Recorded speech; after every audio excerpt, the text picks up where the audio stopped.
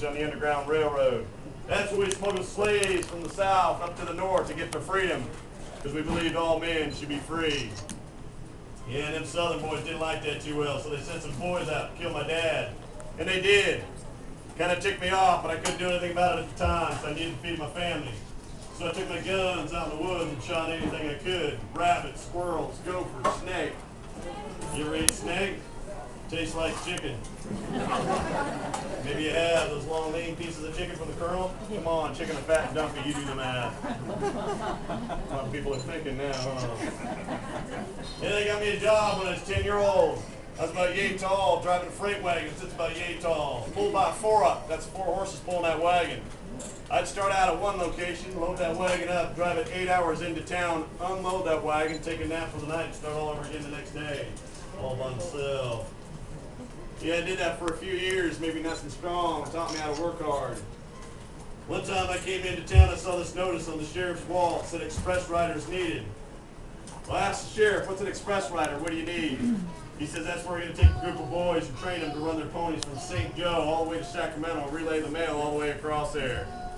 I said, that sounds good. He says, whoa, wait a minute. That's only half the story. There'll be wild Indians chasing for your hair and your pony. Outlaws chasing you for your pony in the mail. Well, I looked at him and said, sign me up. I'm looking for an adventure. Oh, I got an adventure, all right. He wasn't kidding. Those Indians and outlaws chased me all over this land. And I got 2 lifelong friends on that track, too. Old Charlie Utter, one of them freight runners, and a kid named William F. Cody. You know who that is? Yeah, that's Buffalo Bill right there. A good man, saved my life many a time. Well, we did that for 18 months, and a war broke out between the North and the South. Well, I thought now's my chance. I'll sign up for the northern side. Go after them southern boys that killed my dad. Well, I did all right. Yeah, they made me an Army Scout. So I scouted for a while, but that wasn't close enough for me. So I went up to the officer in charge and said, excuse me, sir, no disrespect, but I've got to get closer. He says, all right, I'll get you close. I'll make you a spy. How's that? And I said, now you're talking. I'll get in there real close. Oh, I got in there close, all right. 4 times I got a little bit too close. Because I got shot twice. I got captured twice. And yeah, I escaped twice. Last time I got captured really set me off. Yeah, I look out through them bars and I see him not quite treating my horse quite right. Yeah, the Army gave me this big, black, beautiful horse called Black Nell. And on my times off, I teach that horse some tricks. Best trick I ever taught it was to come and I whistle for it. Yeah, it works pretty good for dogs and horses. Don't work too good for kids, huh, mamas? All right, kids, listen up. Mom and Dad whistle, you come running, all right? Because Uncle Bill said so. All right. Well, I was locked up in there, and I broke out that night. I wandered out in the field, and I whistled for my horse, and out of the darkness and the shadow come running my horse, and I was riding or saddle on it. Well, I reached up and grabbed a handful of mane, and I threw myself on the back of that horse and trot out across that prairie as fast as I could. And them soldier boys came out and started shooting at me, bullets whizzing past my head there.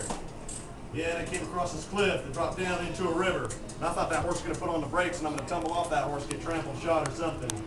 But no, that horse just picked up speed, jumped right off that cliff. And I reached around, grabbed his neck, and we hit the water and started swimming across.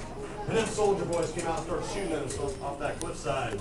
Yeah, a bullet slapped in the water next to my head there. And I took one in the shoulder and it burned like fire. Well, I came off the back of that horse all right.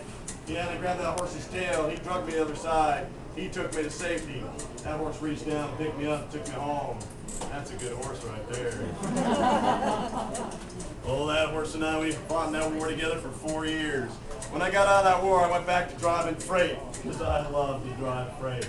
And old Bill Cody got a contract with the railroad to supply him with buffalo meat. So I hooked up with him. Yeah, we'd shoot them buffalo, we'd skin their hides out, put them on my wagon, I'd take them to the east and cash them in. Well, one time I was going across the east, I was going across a place called Nebraska. Right there in Rock Creek, they had a little shed on the side of the road called a saloon. So I walked in that saloon there, and I walked through the door, and there's 5 burly men in there, rough-looking characters. Kind of like these characters here, rough-looking. Well, I walk up to the bar, and the biggest one follows me up to the bar, and he looks at me and he goes, "You gonna buy me a drink?"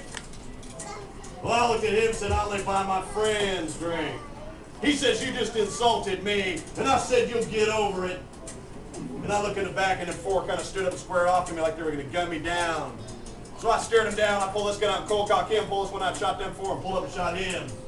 Watched him lie bleeding on the floor there. Went back drinking my drink. Got my wagon, headed to the east. Yeah, and I came back to the west, and I hooked up with old Bill Cody. He come riding out to my wagon. He's got a letter in his hand. Says the cavalry wants us to sign up and fight the Indian Wars and scout for them. I said, that's a fine idea. Let's do it. More adventure for us. So we did. He signed up for one outfit. I signed up for another outfit. Made names for ourselves as Indian fighters and scouts. Yeah, they started writing stories about us in the newspapers and stories about us in the dime novels. Made us famous overnight. Yeah, then I got the brilliant idea. Let's put on a Wild West show. We'll take it to the east and we'll show those Easterners what the West is all about. Oh yeah, I did all right. Got a bunch of my cowboy friends, a bunch of my Indian friends, and a whole herd of buffalo. And took them right up there in New York, right outside of Niagara Falls, and put on the first Wild West show. Oh, it was a hit all right. Those Easterners loved it. They ate it up like it was ice cream. You ever had that new stuff called ice cream? Yeah, that's good stuff. Get you some across the street and fill your pockets full of candy. Stay up all night. Good idea, huh? Yeah, at one time I came out of my show and I came into a saloon like this one here. And I walked through the door and a pretty girl like this one meets me at the door. You didn't think I recognized you, huh, sweetie? But don't get shy now. You weren't shy then, baby. Yeah, she was all talking then. She took a look at me and she goes, oh, are you a real cowboy? Remember you said that? I said, yes, ma'am. 3 generation of pushing cows and working horses. She goes, oh, horses, I love horses. Tell me a story about a horse. I said, honey, you sit right there. I'll tell you a story about a horse. So I told her about the time I rode Black Nell right down the middle of the street. Right in front of the saloon, I dropped that horse to the ground like he just got shot by a cannon. And I got off that horse and I bet anybody in the street that horse would go in that saloon and dance on that pool table. They said it couldn't be done, so I bet them large money, all right. I walked in the saloon, whistled for my horse, and that horse jumped right through that saloon door, jumped on that pool table, did a little jig. That's a cowboy dance. Learn it. Chicks dig it. That's how I got those 2 chicks. They were taking my dance. Then I tapped my hand on that table, and that horse jumped off that table, and I jumped on the back of that horse, and I reared that horse right in the saloon. Trotted right through the saloon, crashed through the saloon doors, jumped over the boardwalk, and I hit that thoroughfare, and I laid the horse in the street again. Then I got off that horse and told that horse to go home. Well, that horse picked himself up, took himself to the stables, and put himself up. Yeah, try that with your horseless carriage. Yeah, that's valet parking cowboy style. Yeah, I went back in the saloon and played cards with Charlie Utter all night. The next morning, Charlie and I go to check on my horse. We walk in the stables, and I look on the stall floor. There's a big old pile of manure there with something white in it. I said, Charlie, what do you make of that? Charlie bends down, he looks at it, he stands back up and goes, looks like a piece of paper with some writing on it in there. Well, that's the way he talked. I guess his britches were too tight that morning. I said, Charlie, let me take a closer look. So I bend down, I look at it, and I stand back up, and I reach in my pocket, grab my glasses, put my glasses on, because I can't read shit without my glasses.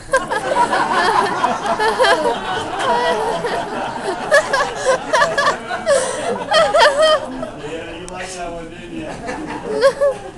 You knew where I was going with that story, huh? You didn't read that no history book, huh? Yeah, you'd read more history if they put jokes in there like that, huh?